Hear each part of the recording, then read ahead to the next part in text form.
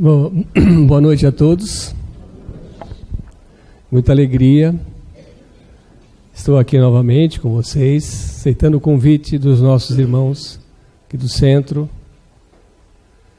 para dividir com vocês esses temas, né? Eu gosto muito de conciliar a psicologia com o espiritismo, e vocês já viram o que eu vou falar hoje. Vou falar sobre emoções, sentimentos. E vou inclusive explicar qual a diferença entre um e outro. Se nós fôssemos seres racionais, seria muito simples para nós tomar uma decisão, fazer uma escolha e segui-la. Seria muito fácil para nós, a partir de agora não vou mais pensar nisso. E não pensava. A partir de hoje não vou fumar mais. E não fumava. Mas por que é tão difícil a gente tomar essas decisões e fazer essas escolhas? Porque nós não somos seres racionais, nós somos seres emocionais. E via de regra, quem faz as escolhas, quem toma as decisões, são as nossas emoções. A nossa parte emocional, ela é controlada profundamente, substancialmente, por uma contraparte emocional. Normalmente, quem faz essas escolhas são as nossas emoções. Por isso que é difícil. Nós podemos sentir alguns sentimentos. Nós podemos sentir sentimentos que são como se fossem as cordas mais sutis da nossa alma. Quais são os sentimentos que nós podemos sentir? Raiva. Nós podemos basicamente sentir 6 sentimentos. Por exemplo, o que ele está sentindo? Raiva. E esse? Esse está triste, né? E esse aqui? Está alegre, está feliz. E esse? Medo. E esse? Amor. E mais esse? Oi? Não, dúvida não é sentimento.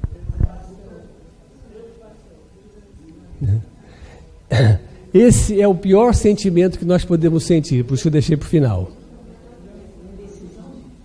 Culpa.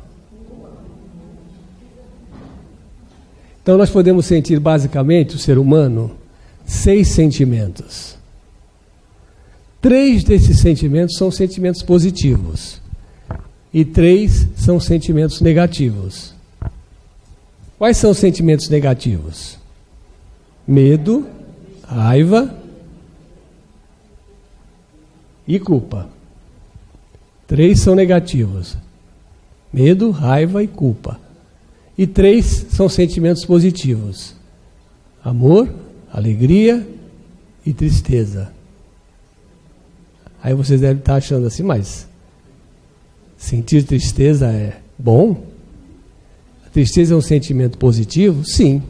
Ao contrário do que a maioria das pessoas imaginam. Desde que seja, de fato, tristeza. Porque às vezes a gente confunde muito os sentimentos. Vamos imaginar uma situação em que nós ficamos tristes. Por exemplo, quando a gente perde um ente querido. Então a gente perde um ente querido, a gente fica triste. A gente se debruça no caixão, né? Beija a testa do morto, chora. Isso são comportamentos, inclusive, até esperados socialmente. Porque para nós é muito estranho quando a gente vê alguém do lado do cadáver, lá do morto, uma pessoa muito querida,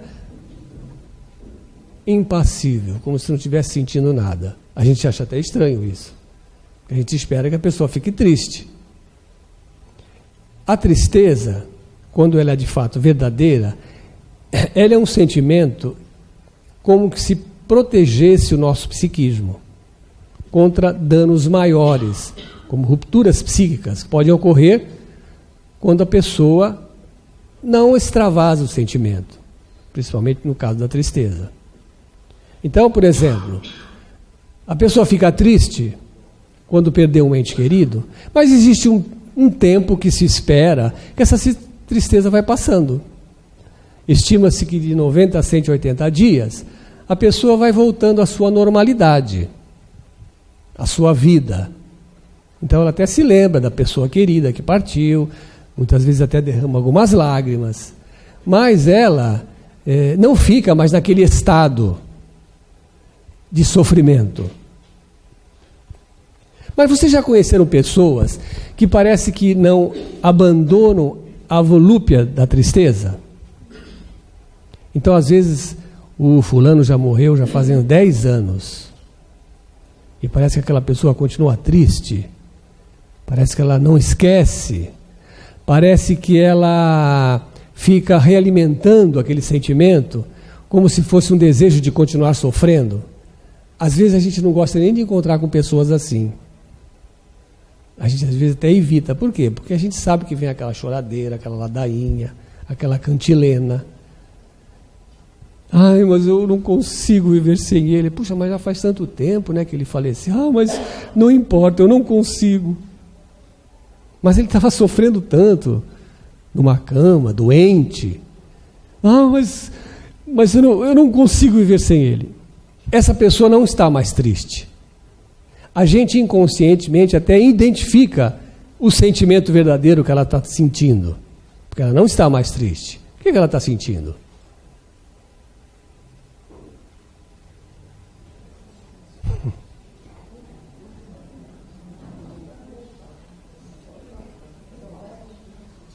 Raiva. Não se espantem. Não fiquem bravos comigo. Explico. Raiva de quem?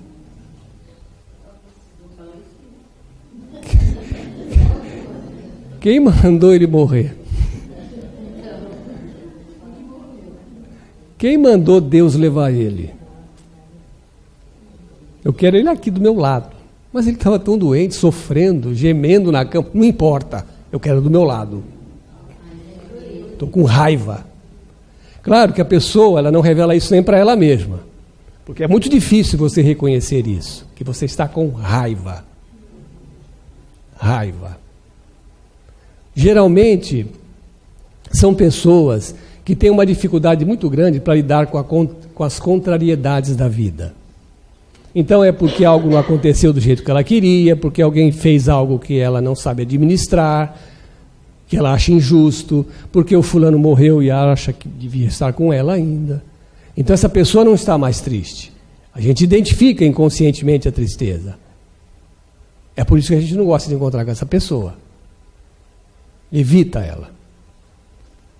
Porque a gente sabe que ela está com raiva. Só ela não sabe. E nós vamos falar hoje da raiva. Porque é muito importante entender esse sentimento da raiva.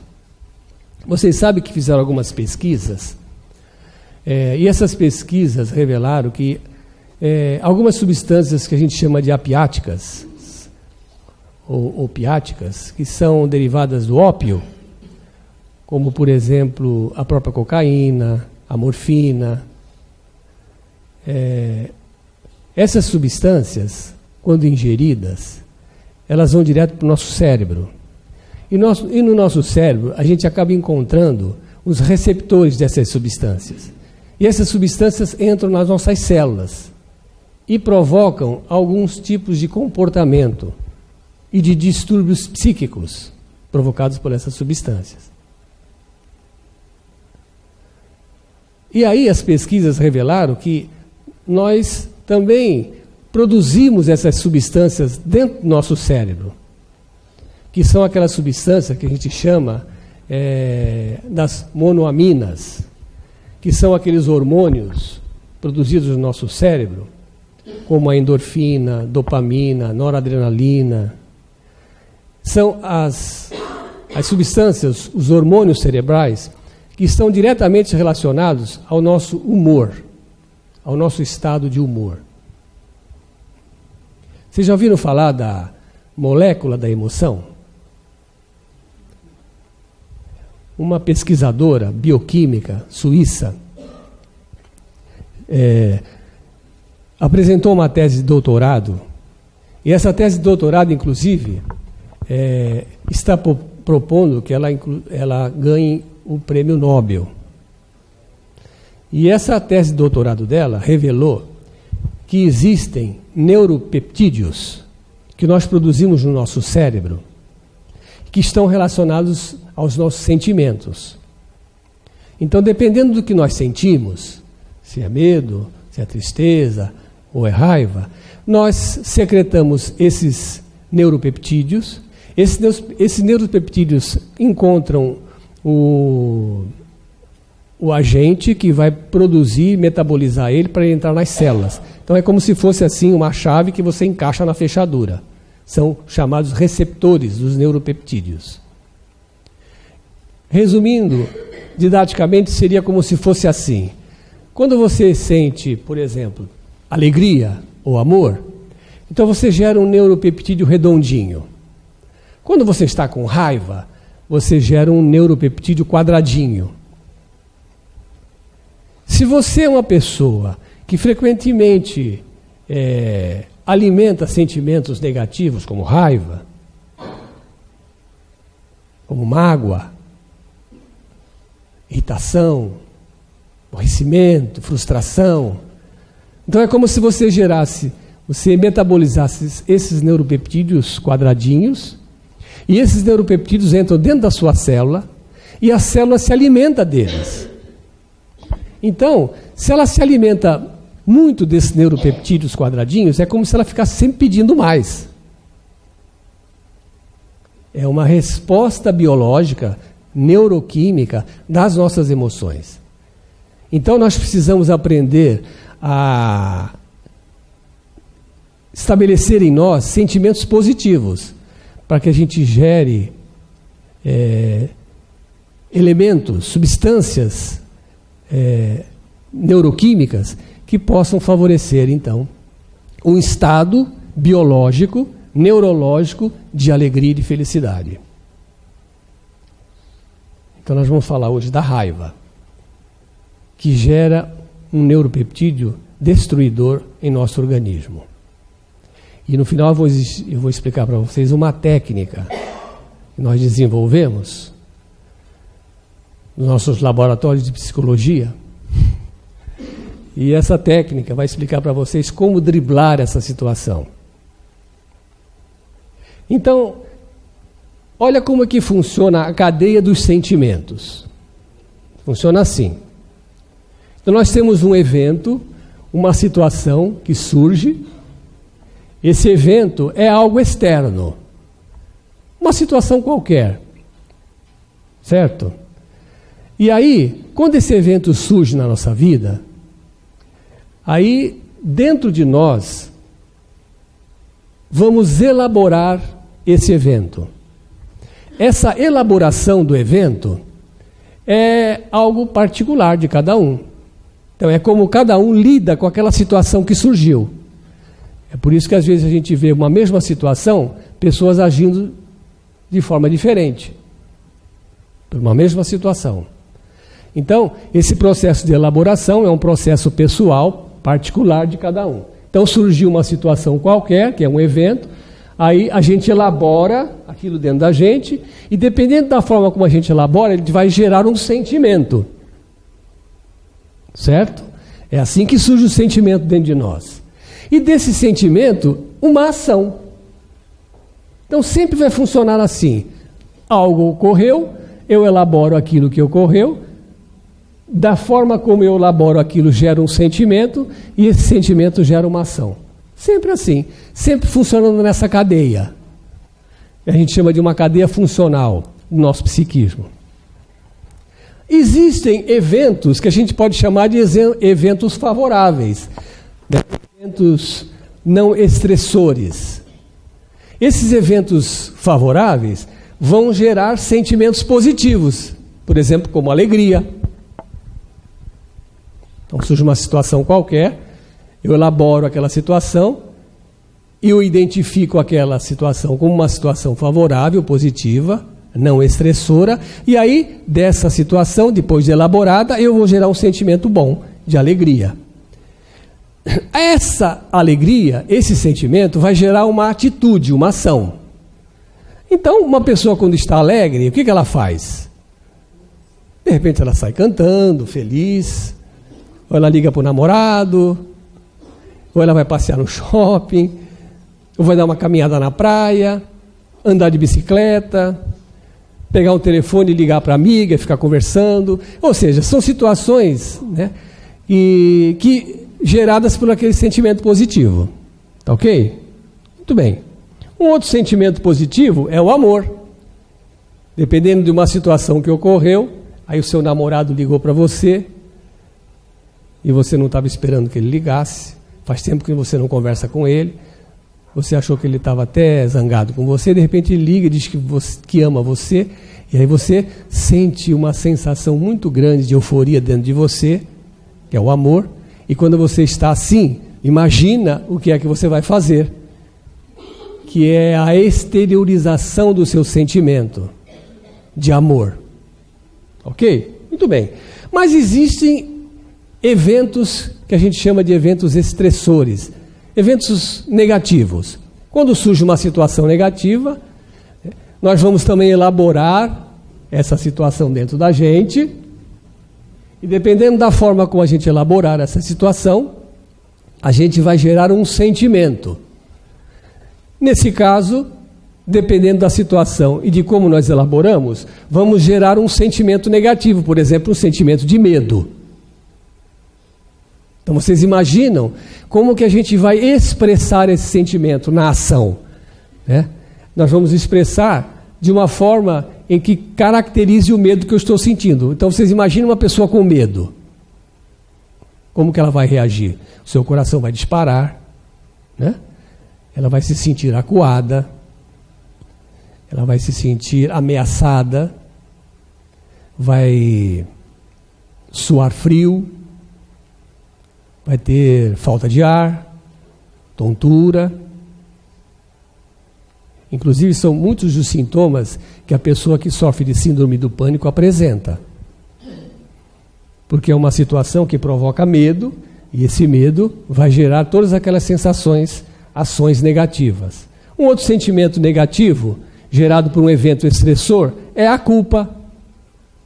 Sentimento de culpa quando você reconhece que você fez algo errado para alguém. Ou então quando de repente você se lembra de algo que você fez, por exemplo, aquele dinheiro que você não pagou e que pediu emprestado. Então quando você sente culpa, você também emite um comportamento, que é a ação do sentimento, né? Geralmente uma pessoa com culpa, ela se sente autodesvalorizada, com baixa autoestima. Geralmente pessoas com culpa são pessoas carentes, certo? E um outro sentimento negativo, que é o que mais nos interessa hoje, dependendo do evento estressor, é a raiva. Sentimento de raiva. Muito bem. Para a gente, por exemplo, eliminar o sentimento de raiva, para nós não sentirmos raiva, porque sabemos que é um sentimento que a gente sofre muito, até do ponto de vista emocional e do ponto de vista biológico, como eu expliquei para vocês. Para a gente, então, não sentir raiva, a gente teria que interromper esse esquema que ocorre quando surge um sentimento. O evento, a elaboração, o sentimento é a ação. Então, para mim não sentir raiva, eu tenho que mudar alguma coisa aqui. Toda vez que nós ficamos com raiva, nós nos tornamos agressivos, porque a forma de expressar a raiva é a agressividade. Então, toda vez que ficamos com raiva, nos tornamos agressivos. Só que existem dois tipos de agressividade. Existe a pessoa que é heteroagressiva, existe o autoagressivo.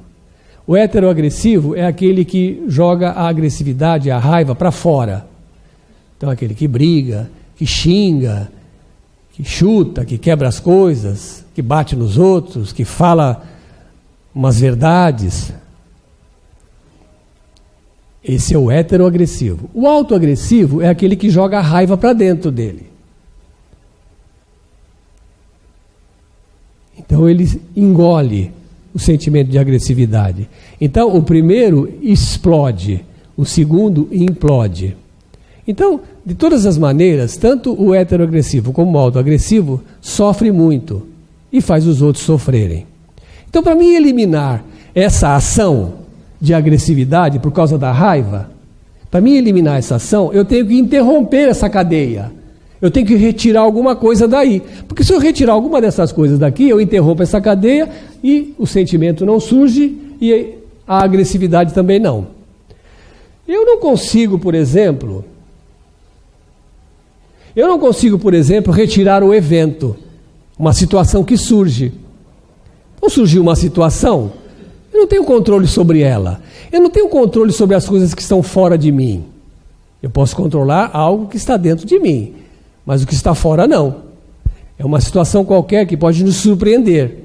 E se for uma situação negativa, estressora, provavelmente, dependendo da forma como a gente elabora, vai gerar um sentimento de raiva. E eu vou me tornar agressivo, que é a ação da raiva. Se eu quiser interromper essa ação, eu tenho que reeliminar algum elemento dessa cadeia. Não consigo controlar o evento que surge. A elaboração, será que eu poderia resolver isso? Elaborar de uma forma diferente? Então, dependendo de uma situação que surge, eu vou elaborar isso de tal maneira que eu não vou ficar com raiva. Né? Como Gandhi, quando saiu da prisão, perguntaram para ele: você já perdoou seus inimigos? Ele respondeu: não, nem me senti ofendido. Nós não somos Mahatma Gandhi, nem Chico Xavier.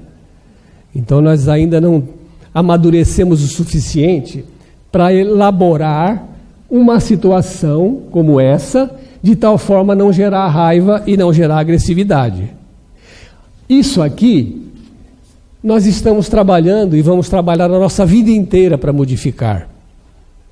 É o processo de reforma íntima, que a maior parte dos centros espíritas fala muito.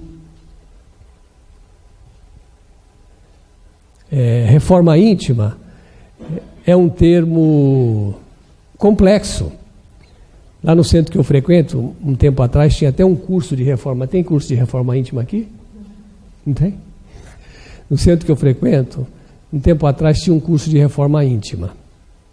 E o curso já durava 3 anos. Eu cheguei para o rapaz e falei assim: mas isso já é um mestrado em reforma íntima. Caramba, como é difícil fazer reforma íntima.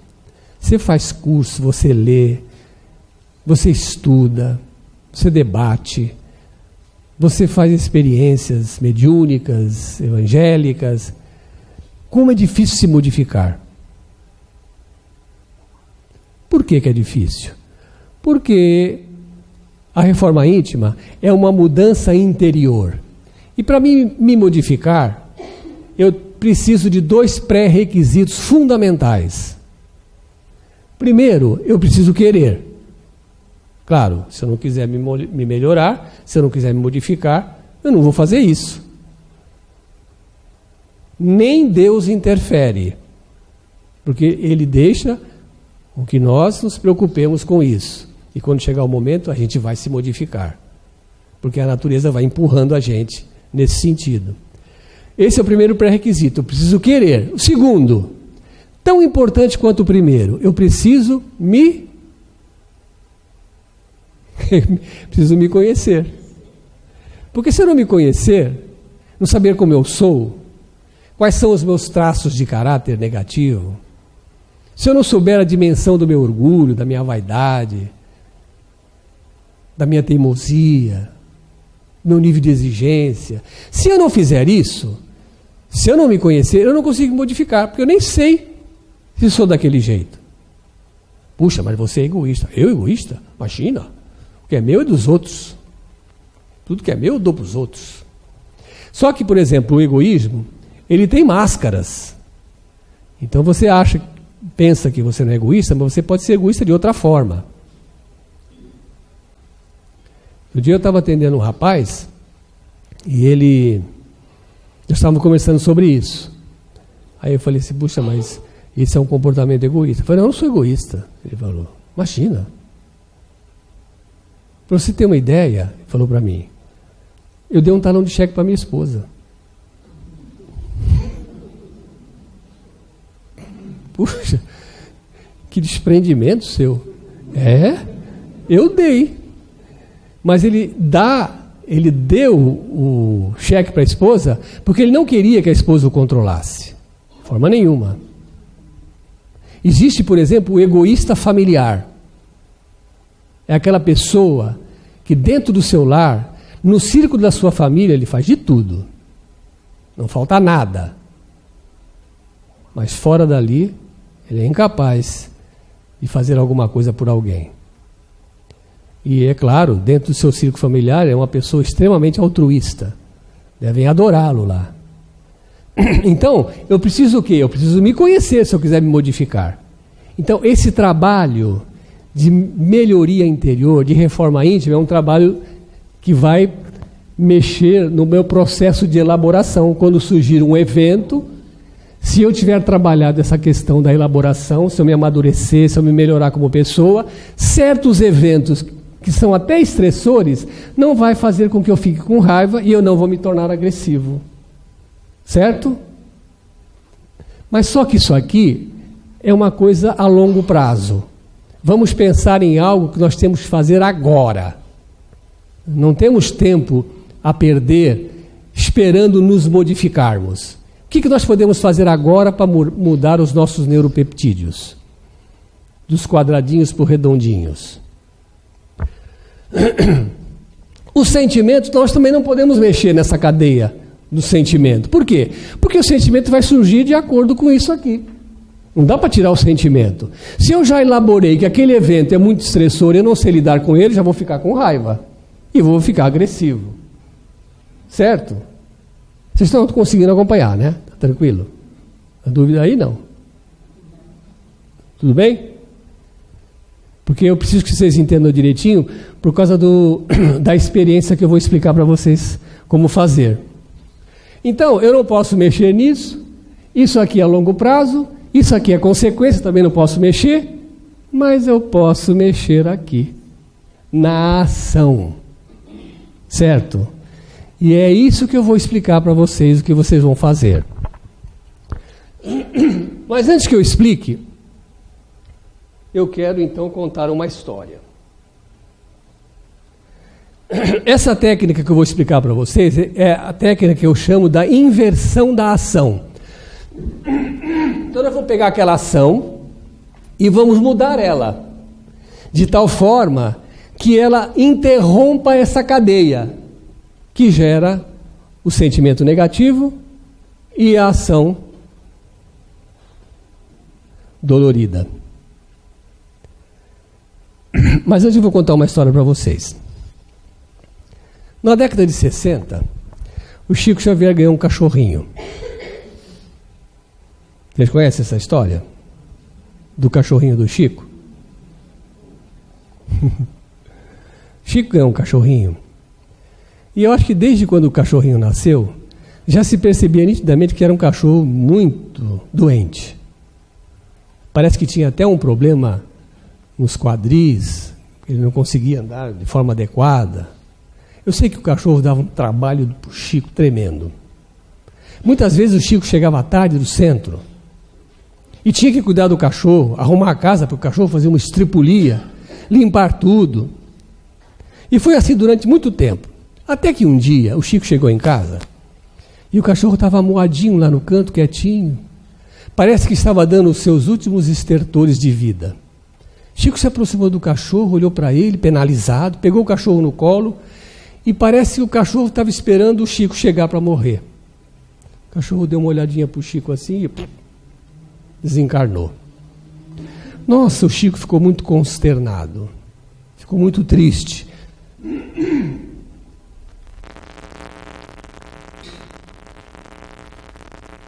Porque ele gostava muito desse cachorrinho. Ele tinha uma adoração muito grande por ele. Passado uns 3 meses, um dia a irmã dele chegou para ele e disse assim: Chico, tem uma coisa para te dizer. É que, na verdade, o cachorrinho não morreu de morte natural. Não? O que aconteceu? A sua vizinha aí do lado envenenou o cachorro. Mas como que ela envenenou o cachorro? Por quê? Ah, mas ela estava com tanta dó de você, via você chegar tarde aqui, tendo que limpar toda essa sujeira do cachorro, tendo que cuidar desse cachorro doente, e ela estava tão preocupada, estava com tanta dó de você, que ela resolveu então matar o cachorro. Naquele momento, nasceu no coração do Chico uma mágoa muito grande. Como que ela poderia fazer isso? Como que ela podia matar o meu cachorro, que eu amava tanto? E o Chico ficou com aquela mágoa no coração. Passado uns dias, Emmanuel aparece para ele e diz: Chico, os nossos amigos lá do centro, os nossos irmãos desencarnados, estão pedindo para que você tire essa mágoa do coração, porque já está atrapalhando os nossos trabalhos lá. Mas eu não consigo, mas você precisa fazer isso. Mas como que eu vou fazer? Você precisa fazer alguma coisa por essa pessoa. Como? Sim, fazer alguma coisa pela sua vizinha. Mas como fazer alguma coisa por ela? Ela que matou o meu cachorro, eu ainda vou ter que fazer por ela? Chico, a recomendação não é minha, é de Jesus. Fazei o bem para aquele que vos aborrece. Mas o que eu vou fazer? Procure saber de algo que ela precisa muito e dê de presente a ela. Então o Chico ficou sabendo que ela precisava de uma máquina de costura. Aí ele foi nas lojas Bahia. Eu não sei nem se a loja Bahia existia naquela época. Foi nas lojas Bahia e comprou uma máquina de costura para pagar em muitas prestações. E mandou entregar na casa da vizinha. Passados uns dias, ela foi e bateu na casa do Chico. Chico abriu, era ela. Mas ela agradeceu tanto, Chico. Ela estava tão feliz por aquele presente que ela tinha ganho do Chico, que ela deu um abraço tão forte no Chico, um abraço tão intenso, que quando ela largou o Chico, ele percebeu que aquele sentimento tinha desaparecido. Aí Emmanuel disse para ele assim: é isso aí. Fazei o bem àquele que vos aborrece. Tire a mágoa do seu coração. Tomei ruim assim porque eu tomei um passe antes de vir para cá. E esse passe acho que não me fez muito bem. Você sabe que passe também tem efeitos colaterais, né? Sabia? Tinha uma senhorinha que frequentava o nosso centro lá, logo que nós chegamos lá, e essa senhorinha tinha uns 70 anos na época. Quando nós reabrimos o centro, não tinha ninguém, a única pessoa que ia no centro era ela, que morava do lado do centro. Aí ela sentava lá no centro, a gente dava um passe nela, fazia uma leitura do Evangelho e ia embora. Nós tínhamos reaberto o centro, porque ele estava fechado há 15 anos. Aí, na semana seguinte, voltávamos no centro, fazíamos uma prece, líamos o Evangelho e dávamos um passe na Dona Olga. E íamos embora. Na outra semana se repetia o mesmo feito, até que depois de um certo tempo a Dona Olga desencarnou. De tanto passe que nós... Então, cuidado com quem vocês tomam em passe. Então, o que nós vamos fazer? Olha, eu entrego para o paciente um questionário, e numa das perguntas desse questionário está escrito o seguinte: qual é o seu sentimento habitual quando as coisas não são do seu jeito? Na verdade, eu estou perguntando o seguinte: o que é que você sente quando é contrariado? Eu pergunto para vocês, depois dessa aula toda que eu dei, o que vocês acham que a gente sente quando é contrariado? Isso. Eu vou dizer uma coisa para vocês. 99% dos pacientes não acertam essa resposta. Sabe o que surge? Frustração, tristeza, mágoa, decepção. Parece que eles têm medo de colocar que sente raiva. As pessoas têm medo de achar que sente isso.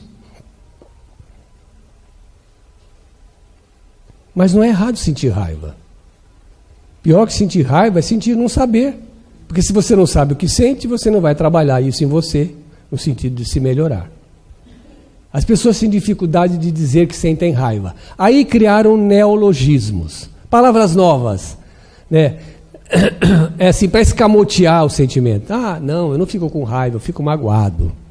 Mas é a mesma coisa, não tem diferença nenhuma.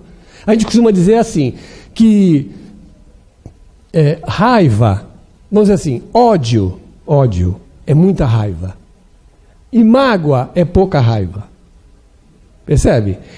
É o mesmo sentimento na mesma raiz. O que muda é a intensidade, mas é a mesma coisa. Então a gente criou palavras novas. Ódio, mágoa. Mas eu pergunto para vocês, o que é pior sentir? Ódio ou mágoa? Já que tudo é a mesma coisa. O que é pior? Ódio ou mágoa? Mágoa? Ódio? Quem acha que é ódio? Mágoa, por que você acha que é mágoa?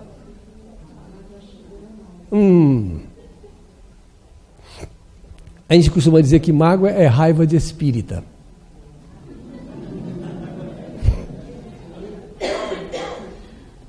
Mágoa é um veneno que você toma querendo que o outro morra. Mágoa é pior que ódio. Sabe por quê? Vou explicar. Não precisa ficar bravo, vou explicar. Não fica com ódio. Mas pode ficar magoado. É o seguinte, o ódio, como a raiva, como a ira, é um sentimento de explosão. Ninguém tem dúvida quando alguém está com ódio, tem? Ele já demonstra nitidamente o que está sentindo. Nossa, esse cara está com ódio, não é? Esse obsessor, que ódio que ele tem no coração. Não sei nem por que eu sou uma pessoa tão boazinha, não sei por que ele fica atrás de mim. Então, nós não temos dúvida quando alguém está com ódio. Mas a mágoa a gente esconde. A mágoa a gente guarda dentro da gente. Como se tivesse um nicho aqui interno, onde a gente encaixa esse sentimento de mágoa. Terrível. Vocês não sabem o mal que faz. Lembra dos neuropeptídeos? É só neuropeptídeo quadradinho. Quem sente mágoa. E a mágoa você vai levando ela com você. E mágoa, ela passa séculos dentro de você. Você desencarna, reencarna, desencarna, aí aquela mágoa vai surgir lá na frente, porque você precisa resolver ela. Então é difícil os pacientes, às vezes, reconhecerem que sentem raiva. E nessa questão, poucos realmente assumem, eu fico com uma raiva tremenda. Aí então, aqueles que são a maioria, que não entendem, não compreendem que na verdade eles sentem raiva, porque se vocês fizerem uma retrospectiva da semana de vocês, podem pensar aí na semana. E procure se lembrar, em algum momento, que vocês ficaram magoados, irritados, enfesados. Aliás, você sabe de onde vem a palavra enfesado? Não vou nem falar. Então, procure se lembrar, nessa semana, um momento que vocês ficaram magoados, irritados, enfesados, com raiva. Procure se lembrar. E vejam se não foi uma situação de contrariedade. Alguma coisa aconteceu que não foi do jeito que você queria. Alguém fez algo que você não concorda com o que ele fez. Você não acha justo o que ele fez. Está lembrando, né? Então, o que nos deixa com raiva é a contrariedade. Aí eu vou explicando isso para o paciente, aí chega um momento e fala assim, então, e quando você fica com raiva ou magoado, mesmo que você não tenha intenção de fazer nada, o que é que você tem vontade de fazer? Aí eu pergunto para o paciente assim, ele fala, quando eu fico com raiva, eu tenho vontade de falar umas verdades na cara da pessoa. Eu tenho vontade de ofender ela, mas eu não faço, porque eu sou espírita. Eu vou no centro, aplico o passe. Eu não posso ser essa pessoa. Tem que ser uma pessoa comportada, tem que ser um cristão. Então o que eu faço? Eu escondo as minhas intenções, mas penso nelas. Quando a gente pensa nelas, quando a gente fica magoado, com raiva e pensa na intenção, por exemplo, de falar umas verdades na cara da pessoa, nós já geramos os neuropeptídeos que vão entrar nas nossas células e vão fazer uma metamorfose biológica do nosso corpo por causa desse sentimento. Para que isso não aconteça, eu vou explicar o que vocês vão ter que fazer se alguém aí se identificou numa situação dessa. Então, se você tiver vontade de falar umas verdades na cara da pessoa, ofender ela, faça o seguinte, elogie.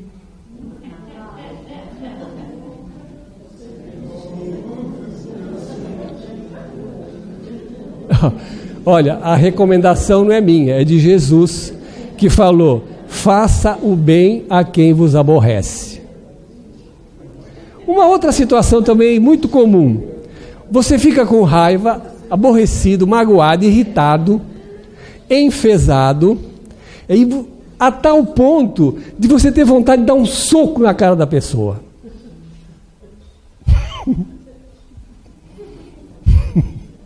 está com vontade de dar um soco, de agredir o indivíduo. Você não faz isso. Você é civilizado, né? É espírita, cristão. Mas pensou, porque está com raiva. E o que você vai fazer? Dá um beijo.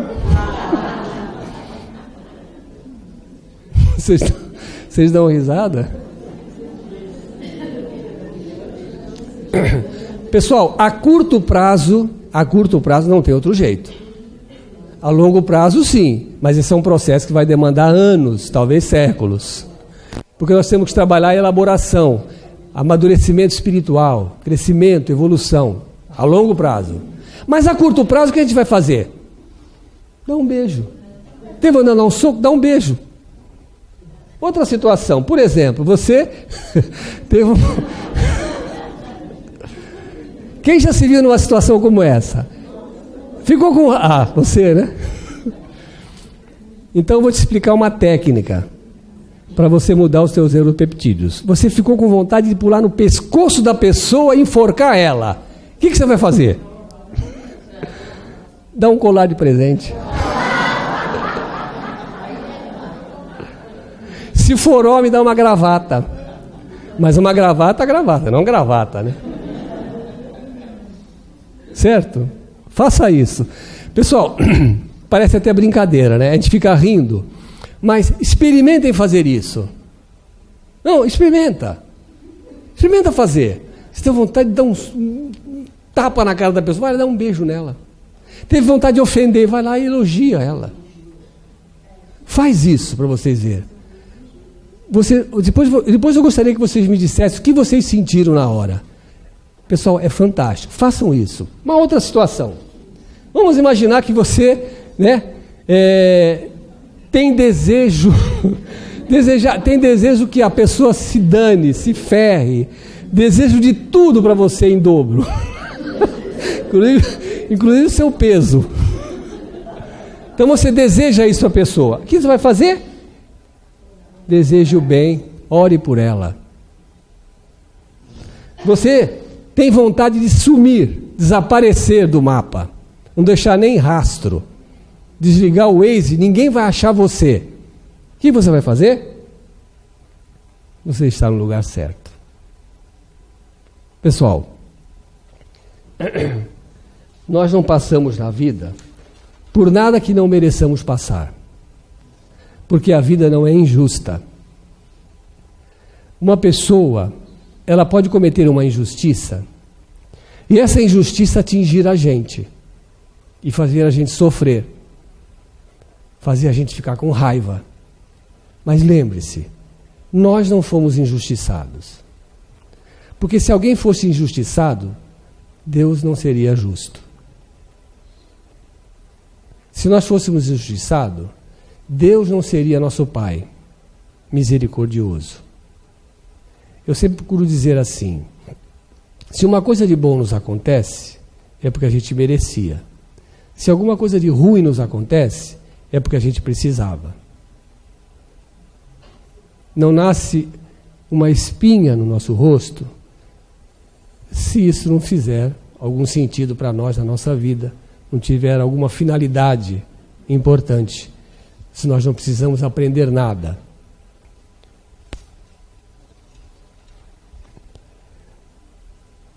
Então escutem. Nasceste no lar que precisavas.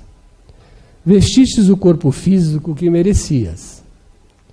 Moras no melhor lugar que Deus poderia te proporcionar, de acordo com o teu adiantamento. Possuis os recursos financeiros coerente com as tuas necessidades, nem mais nem menos, mas o justo para as tuas lutas terrenas. Teu ambiente de trabalho é o que elegestes espontaneamente para a tua realização. Teus parentes, amigos, são as almas que atraíste com a tua própria afinidade.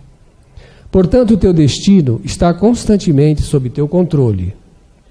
Tu escolhes, recolhes, eleges, atrais, buscas, expulsas, modificas tudo aquilo que te rodeia a existência. Teus pensamentos e tua vontade são a chave de teus atos e atitudes. São as fontes de atração e repulsão na tua jornada vivencial. Não reclames, nem te faças de vítima, pois não és. Antes de tudo, analisa e observa. A mudança está em tuas mãos. Reprograma a tua meta, busque o bem e viverás melhor. Pessoal, pela paciência de me ouvir, muito obrigado.